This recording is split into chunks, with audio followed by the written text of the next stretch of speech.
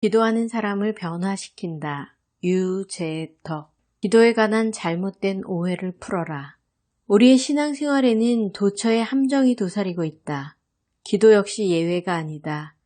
경건생활에서 무엇보다 강조되는 것이 기도이지만 우리는 몇 가지 그릇된 오해 때문에 기도에 관해 자신감을 상실한다. 무엇보다 기도를 어렵게 만드는 1차적인 원인은 완벽함의 추구에 있다. 우리는 종종 하나님께 드리는 기도는 무엇보다 특별하고 완벽해야 한다고 생각한다. 누가 듣더라도 깔끔하고 매끈하며 내용상 흠잡을 데 없는 기도를 선호하는 것이다. 그래서 우리는 가능한 완벽하게 기도하려고 노력한다. 특히 여러 사람을 대표해 기도하는 경우에는 더욱 그렇다. 기도에 사용하는 말 한마디 한마디를 고르느라 애쓰고 그것을 논리적으로 연결하고 배열하느라 고심한다. 기도를 끝냈다고 문제가 사라지는 것도 아니다. 지나치게 자기중심적으로 기도하지는 않았는지, 다른 이들의 필요를 제대로 반영했는지 염려한다. 사실 여기까지는 그리 문제가 될 것이 없다. 대표 기도는 자신을 비롯한 다른 모든 사람들을 대신해서 하나님께 아뢰는 시간이기 때문이다. 하지만 문제는 그 다음이다. 자신의 기도가 남들의 기대에 부응하지 못했다고 판단되는 순간 기도에 관한 응답은 물론 자신감마저 사라지는 것이다. 어떤 경우라도 기도에 관한 자신감을 상실하는 것은 결코 바람직하지 않다. 기도에 관한 오해들. 기도의 대상은 하나님이다. 따라서 기도의 초점은 오로지 하나님께 맞추어져야 한다. 기도의 순간에는 기도의 대상이신 하나님, 그리고 기도하고 있는 자신 이외에는 존재할 수 없다. 비록 기도의 내용에 공통의 관심사나 이웃의 필요에 관한 간구가 포함되었더라도 입을 열어 기도하는 순간에는 하나님과 대화하는 당사자 이외의 사람들에게는 지극히 배타적이다.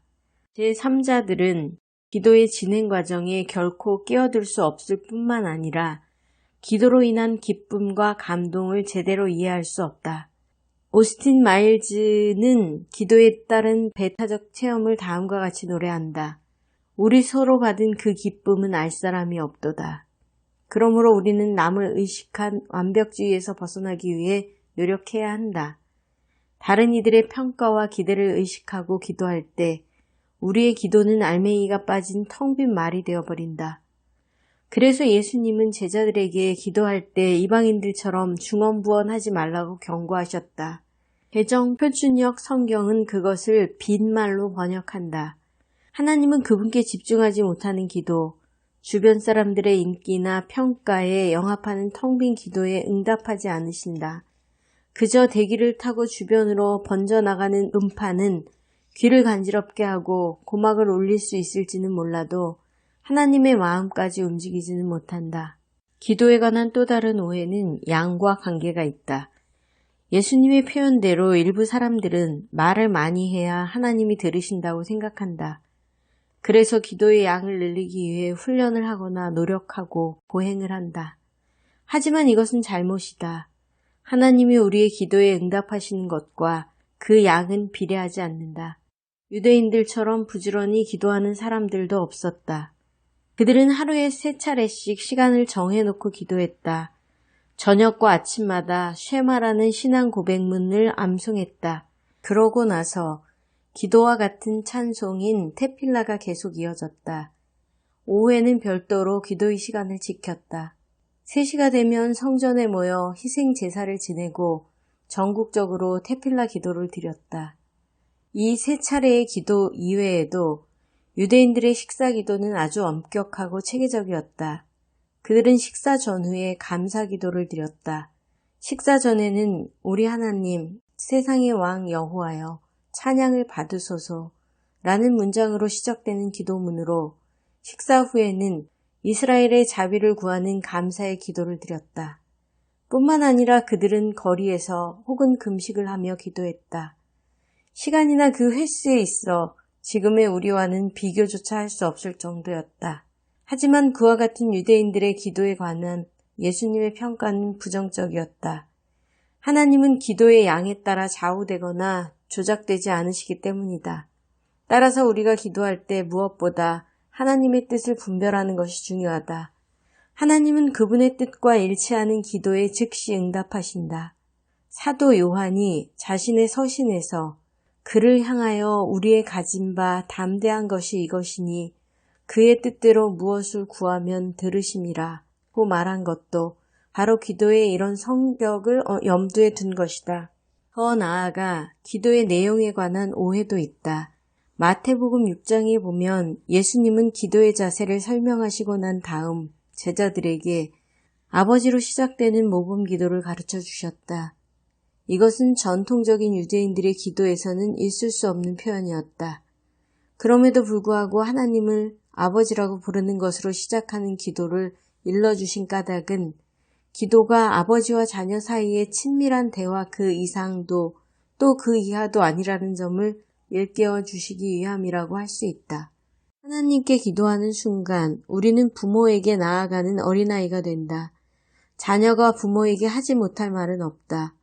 자녀가 부모에게 털어놓는 사연은 이기적일 수도 있고 자기중심적일 수도 있고 또 슬픔과 기쁨이 계속해서 엇갈릴 수도 있다. 또 어느 때는 억지가 될 수도 있다.